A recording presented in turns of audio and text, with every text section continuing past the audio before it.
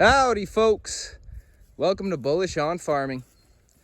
Today's May 10th and got the girls on pasture. They've actually been out here for 8 days and we've overstayed our welcome, but it's still early in May yet and we don't plan being on here for at least a few months.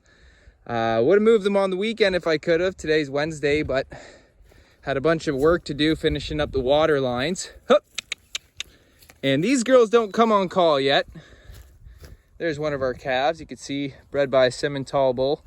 And we bought bred cows this year to start our herd. And we have a low line Angus bull that we're gonna be crossing with these ladies come July. And we're excited for the grazing animals we're gonna be getting out of that. So as you can see, we got Hereford and Red Angus here. Let's go, girls. Hup. Pretty calm group, but I'm gonna try and move these girls while on the video. Thought that might be kind of fun, or it could be kind of dizzy, depending on how it works out. I may or may not post it, but hey, what can you do? It's all part of the fun. And they're moving. So for those of you who don't know, until you really start your mob grazing program, your cattle won't come on call unless you feed them grain or some type of treat in the barn and they follow a bucket. Let's go, girls. Yep. Hup.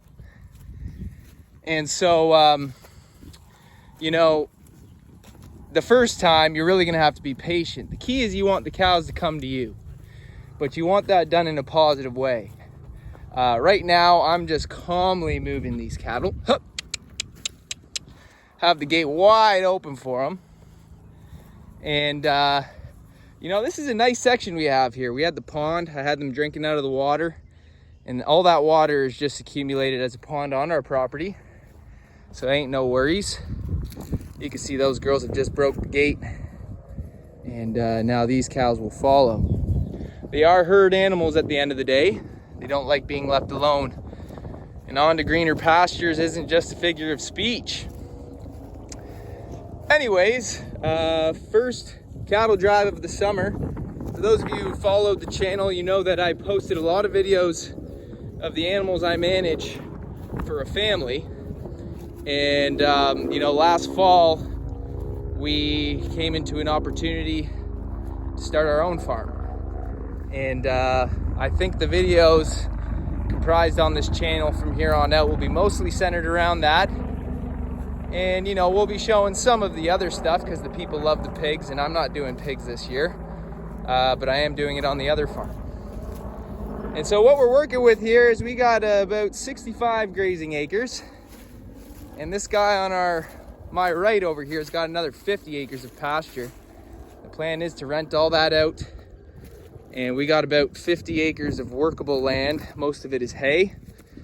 And, you know, right now, the dream is to turn this into a year-round grazing operation and have the cattle on the land, on grass as much as possible, giving our pastures at least a few months rest.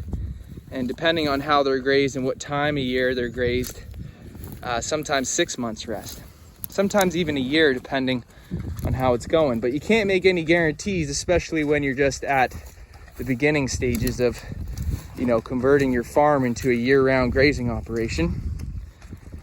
And so much of this farm, you know, we did graze a few pastures in the fall, but most of it I just let rest, and that grew out from about August, I think. So now this is the first time cattle will be on this pasture since August, and we're clearly understocked. But for those of you who don't know, we do have sheep as well. And we're up to 15 ewes, and come the fall with our ewe lambs, we'll be up to about 20 mums. And so, you know, things grow quick. Our flock is bigger than our herd. But you know, my passion is beef, really, and it is becoming lamb as well. But to walk these girls out, I got my insulators, screw-in insulators on the trees, because this is going to be a common route, this pathway we have here. And I don't want to be putting in posts every time. So Although I'm using the poly braid wire, it's just easy to roll out one reel, not having to pound in any posts and have the insulators waiting for you in the right spot. And these cattle are wired trained, so I'm not too worried about it being slack, low, or a little high in some areas. For those of you who don't know, those just screw right into a tree and they are magic. Sorry if this video is a little shaky, but what can you do? We're on the move. And so we've pretty much made it to the back end of our property over here. And I got a nice slice that I think will be about a day or two for these girls. And you know, we're early here in spring, so we're keeping them moving pretty quick. We don't want them grazing the plants down too hard. We want to get much of that May and June flush to stockpile our fields really good. So when they're revisited closer to fall, you got a lot of ground cover, a lot of carbon armor, a lot of carbon overlaying over one another. And you can see with what we're working with here, it is early in May. Some people turn out a bit later. But like I say, these fields have gotten quite a bit of rest. You can see they're getting a bit of pasture fever there. 2 calves in the group, still another one to calve yet this month, and 2 to calve in the middle of summer. And this is what I'm talking about with the carbon cover. You see all that grass that's interwoven over one another? That's your carbon armor that gives you moisture retention, which is why this grass is boosted up so well, and hides the bare soil, which means, you know, the water doesn't dry up from wind and sunlight. And it also creates an ecosystem for microbial activity and insects. When there's bare soil, there's no housing for the insects, and life attracts life. So the cattle's poop will attract the insects, the microbial activity from the soil up into the surface. That will go back down into the soil. That microbial activity will attract insects, and those insects will attract birds, and those birds, all of these life forms contributing to the fertility of the soil, by the way. And on the way up the food chain, you'll start to get bigger animals, deer. Life attracts life. That's what I like to say. It is the circle of life here on planet Earth, at least. And so, as you can see, folks, nice, strong flush of grass. And because we're understocked, I'm not scared to put on the girls a little early. And because we're understocked, we're in a good position to plan and scale out for something like what I described before, which is a year-round grazing program. Now, why do a year-round grazing program? I'll do a video completely on that. But just quickly, it reduces your need for winter hay production substantially. It could completely neutralize it to zero in a good year. Well, don't the cattle, how are they supposed to eat in winter? They graze through the snow, and when a field is stockpiled properly, that's completely doable. If you just got 3 inches, 4 inches of grass, no, you can't do it. But stockpiling a field for 6 months heading into the winter, having carbon grown out, the cattle can find feed, no problem. And you can see they're now scaling where I had that wire set up. And I didn't even measure out this paddock because the water line that I installed goes all the way along that tree line, back along another tree line, does another L, and back to the trough at the barn, which is our source for this. And that girl off on her own is actually the one who's to calve. And well, if she does it on fresh pasture, I'll be happy. And you know, calves going under the line there, I'm not too worried. They won't go too far. And those of you who know, in mob grazing, cattle will go and inspect and sweep a paddock before they really choose where to hunker down and start munching. And well,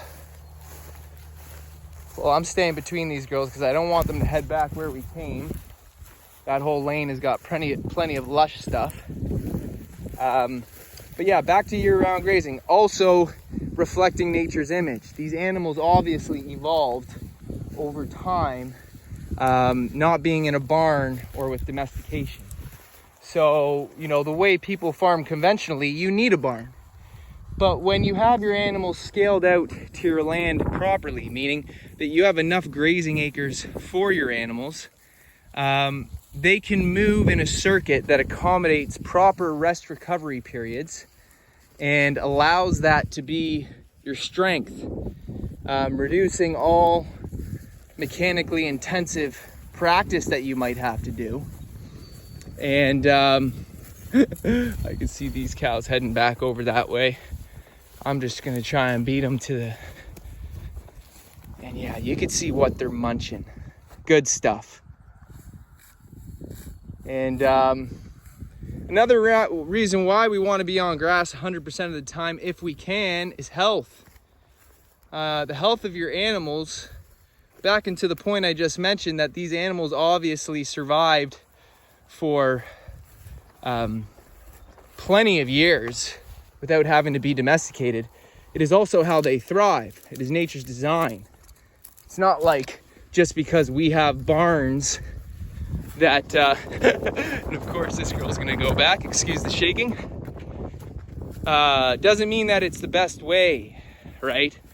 These animals, as nature intended it at least, were meant to be on pasture, on grass, even through what we would call dormant seasons, and turn vegetation into protein. And these animals eat, 80% of the day. So they're meant to be grazing constantly outside with vegetation rooted in soil. Not necessarily dehydrated grass in hay form. And anyone who raises cattle knows that cattle gain weight, cattle are healthier, and they get more nutrition from grass and vegetation rooted in soil. Simple and plain.